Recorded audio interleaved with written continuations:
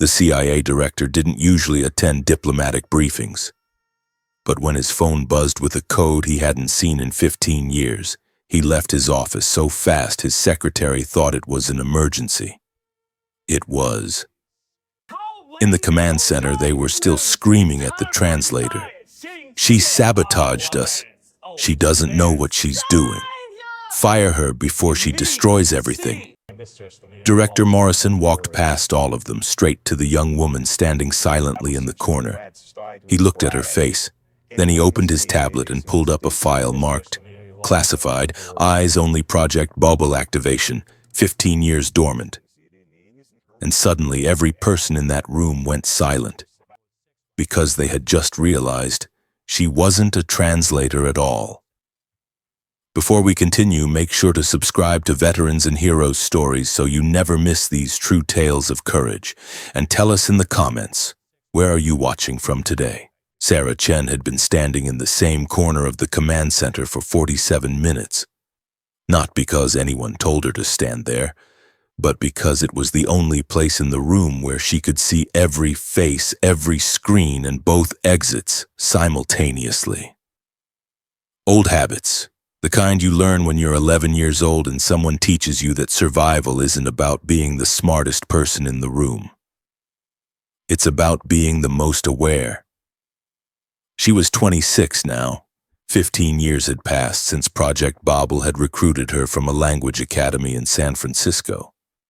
15 years since they'd told her parents she'd been accepted to a prestigious international studies program.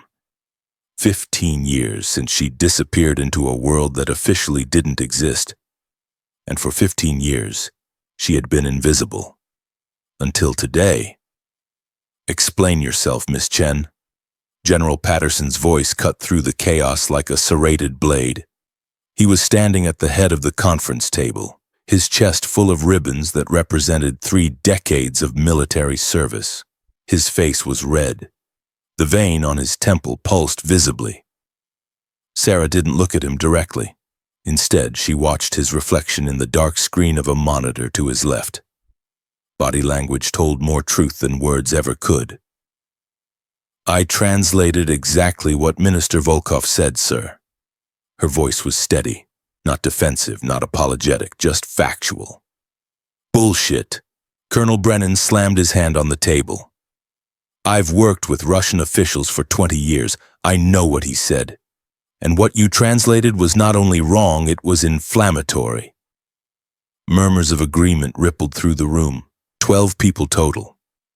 6 from the State Department, 4 military officers, 1 NSA liaison, and Secretary of State Elizabeth Hartwick, who sat at the far end of the table with her fingers steepled, watching Sarah with the kind of cold assessment that came from 4 decades in politics. "You changed his words," Hartwick said quietly. But quiet from her was more dangerous than shouting. "Minister Volkov offered a compromise on the border dispute. You translated it as an ultimatum and threat." Sarah allowed herself the smallest shift in weight from her left foot to her right. A casual observer would miss it. Anyone trained in behavioral analysis would recognize it as a deliberately planted tell. Make them think you're nervous. Make them think they're winning.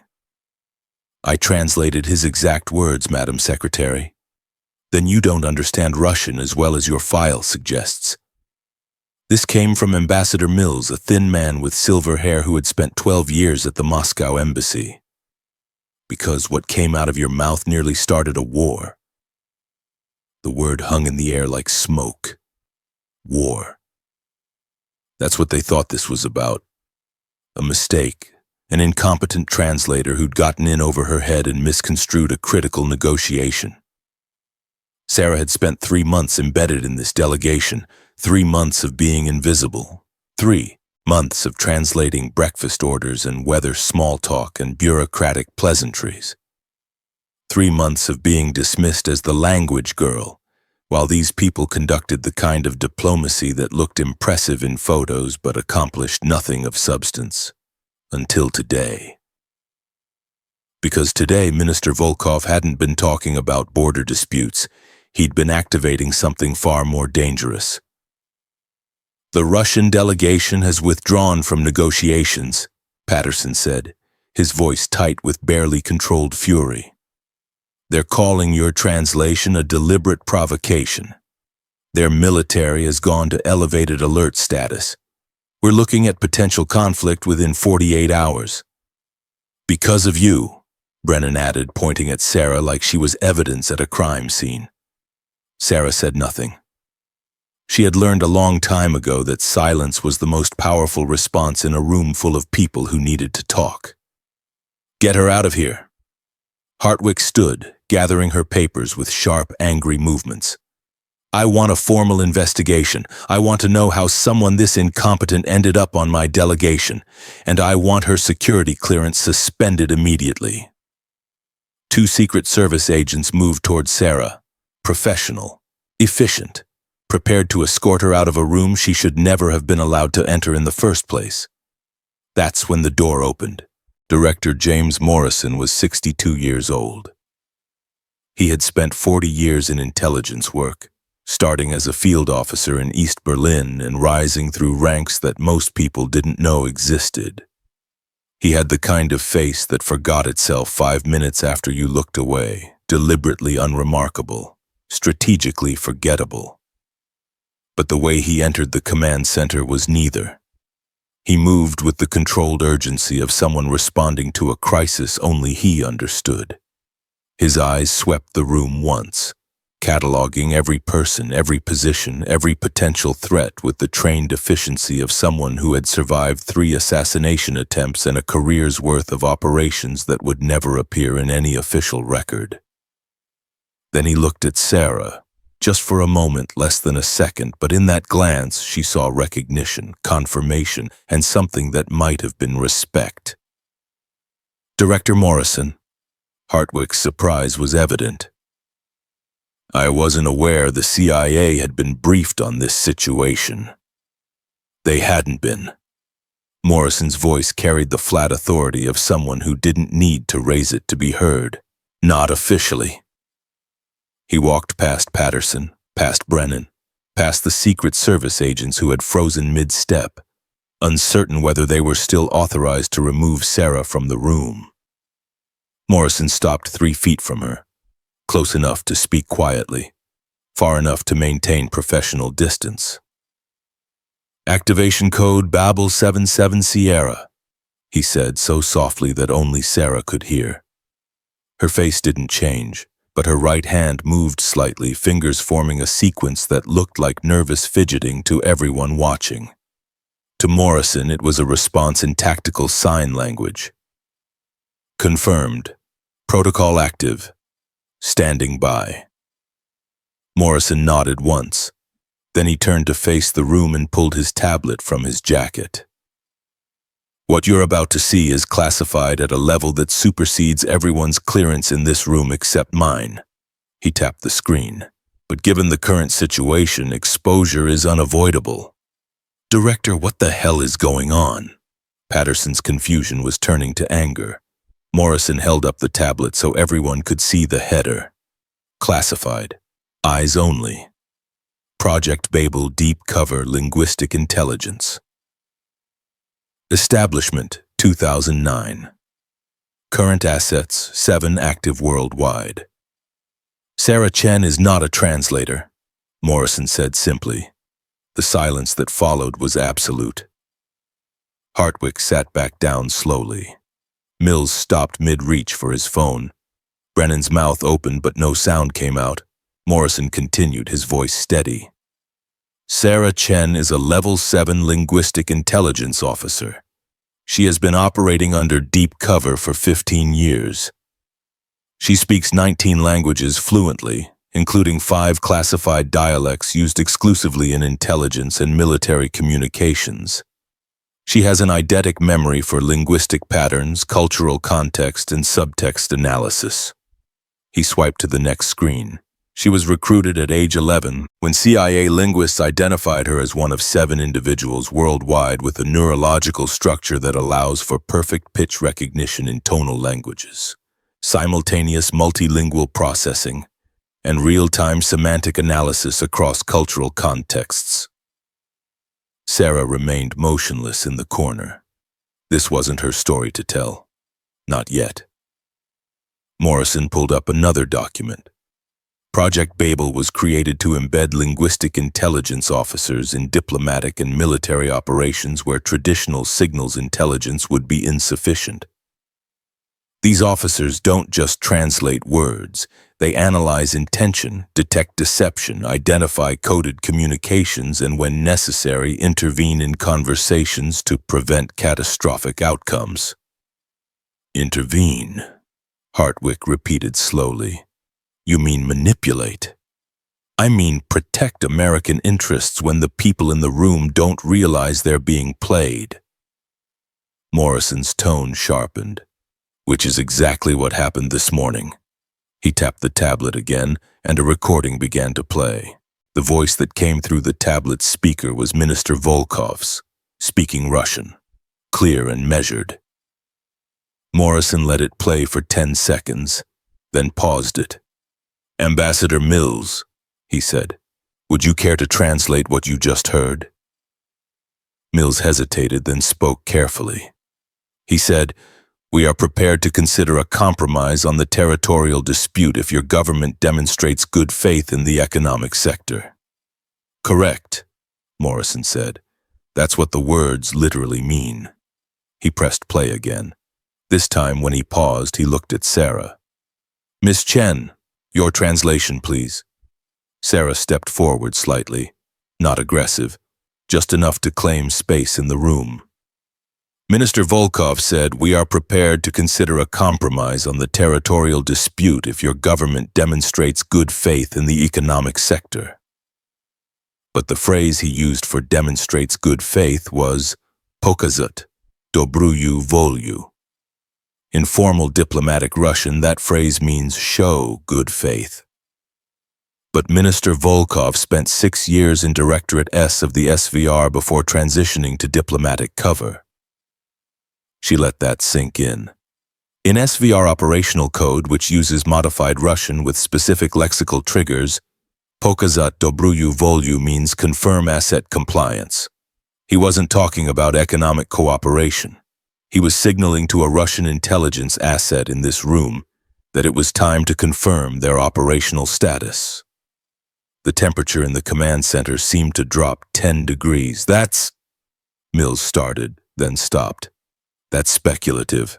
It's linguistic analysis, Sarah corrected, confirmed by 3 additional context markers in his sentence structure.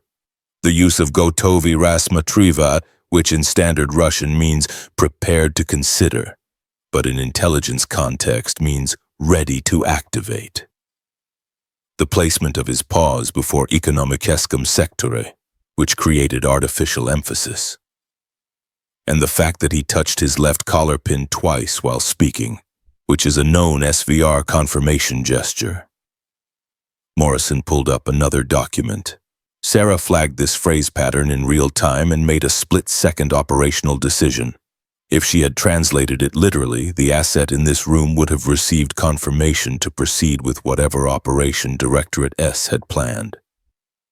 Instead, Sarah translated it as a threat, which accomplished 3 things. He began counting on his fingers. 1. It forced the Russian delegation to withdraw before any asset could be activated. 2. It gave us 48 hours to identify and neutralize the asset. 3. It prevented whatever operation they had planned from moving forward. You're saying, Hartwick began slowly, that there's a Russian asset in this room. Was, Morrison corrected. NSA cyber teams have been monitoring all communications from this facility since Sarah sent her activation code 6 hours ago. We identified the asset 45 minutes ago. He turned his tablet around, showing a photograph. Ambassador Mills stared at his own face on the screen. Mills didn't run, didn't deny, didn't even look surprised. He just sat very still like a man who had been waiting for this moment for years, and was almost relieved it had finally arrived. How long? Patterson's voice was barely a whisper.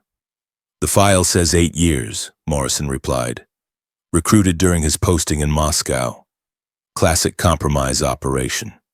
They had photographs, financial leverage, and a sick daughter who needed treatment only available in Russia. Sarah watched Mill's face carefully, saw the moment his shoulders dropped slightly, the moment he stopped performing. "She's 14 now," Mills said quietly. "My daughter, the treatment worked. She's healthy." "And you stayed operational anyway," Hartwick said. Not a question, an accusation. "They said if I stopped, they'd release the photographs, destroy my career, destroy my family." Mills looked down at his hands. "I never gave them anything critical, just small things, meeting times, personality assessments, topics of discussion." "That's what they all say," Morrison replied without sympathy. "But intelligence work isn't about large betrayals. It's about small pieces that build a picture. You've been helping them construct that picture for 8 years." Secret Service agents were already moving toward Mills. This time there was no hesitation. As they placed him in restraints, Hartwick turned to Sarah. "You knew," she said. "When you mistranslated, you knew exactly what you were doing." "Yes, ma'am." "You intentionally created an international incident." "I prevented an intelligence operation that would have compromised American diplomatic security for the next decade." Hartwick studied her for a long moment. "You made that decision yourself, without authorization, without consulting anyone."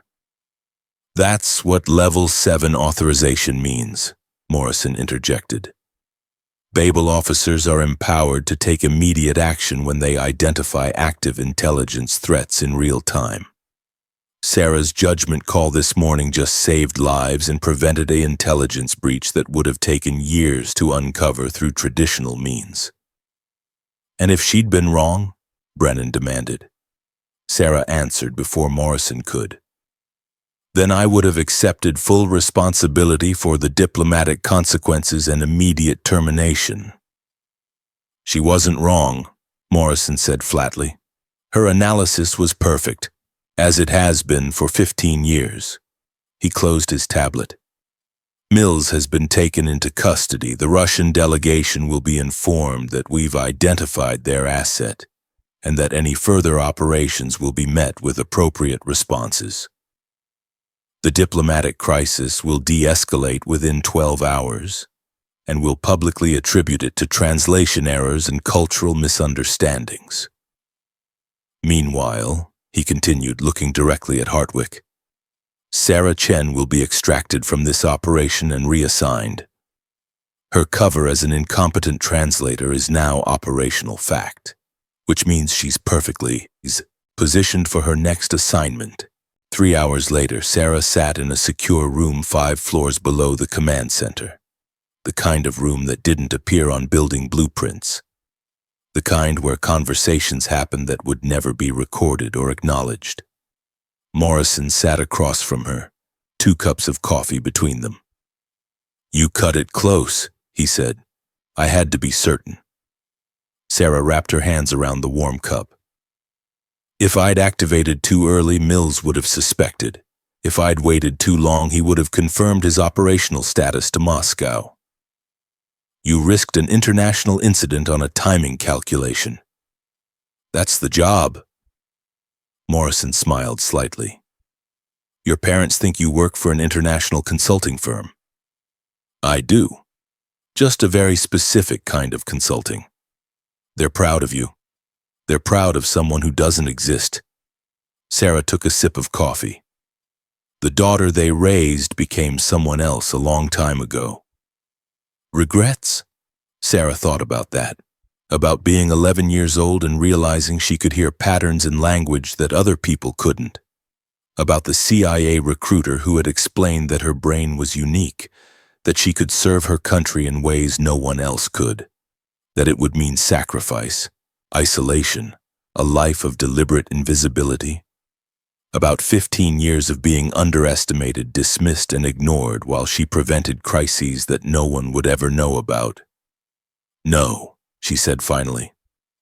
"No regrets." Morrison nodded. "Good. Because we have a situation developing in Geneva. Trade negotiations with the Chinese delegation.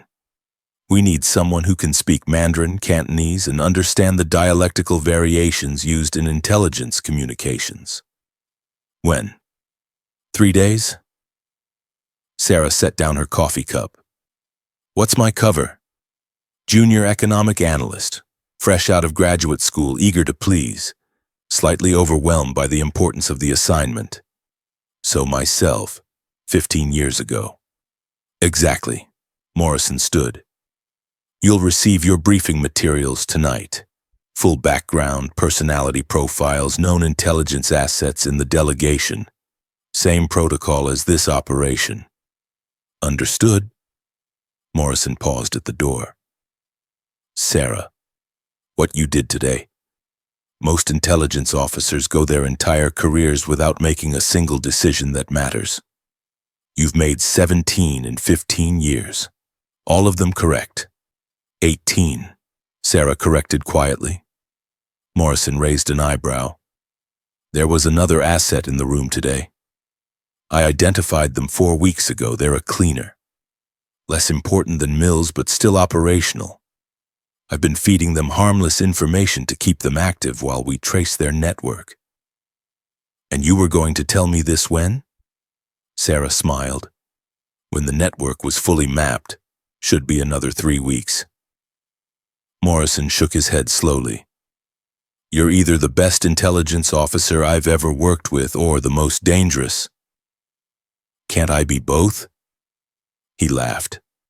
A real laugh, the kind that was rare in their line of work. Get some rest, Babel 7. You've earned it.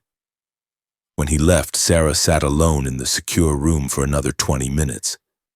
She thought about Mills being led away in restraints, about his daughter who would grow up knowing her father had betrayed his country to save her life.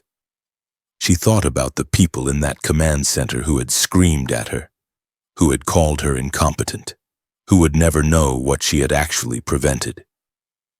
She thought about her parents, who believed their daughter analyzed international market trends for a consulting firm. And she thought about the 11-year-old girl who had been told her brain was special, that she could hear things other people couldn't, that she could serve her country in ways that would never be acknowledged or celebrated. That girl had made a choice, and Sarah Chen had never looked back. The official report released to the media 3 days later was brief and unremarkable. Diplomatic negotiations between the United States and Russian Federation experienced a temporary disruption due to translation errors and cultural misunderstandings. The situation has been resolved through direct communication between both parties. Negotiations will resume following a scheduled review period. No mention of intelligence assets, no mention of Project Babel, no mention of Sarah Chen. In Geneva, a young woman with dark hair and nervous energy arrived at the conference center for her first day as a junior economic analyst. She fumbled with her badge, apologized for being slightly late, asked where the coffee machine was. No one paid attention to her. And that was exactly the point. Because somewhere in that building, in a language most people couldn't fully understand, someone was saying something that meant more than the words themselves suggested. And Sarah Chen would be listening, not as a translator, as a guardian, one of 7 people in the world who stood between diplomatic conversations and international catastrophe. People who would never be thanked, never be recognized, never be celebrated. But who prevented wars with nothing more than perfect attention and the courage to act when everyone else in the room believed you were wrong. If you've ever been underestimated and proven them wrong when it mattered most, salute in the comments below. Don't forget to subscribe for more true stories of heroes who serve in silence. Until next time, stay strong, stay vigilant, and remember, the most important battles are often fought by people no one is watching.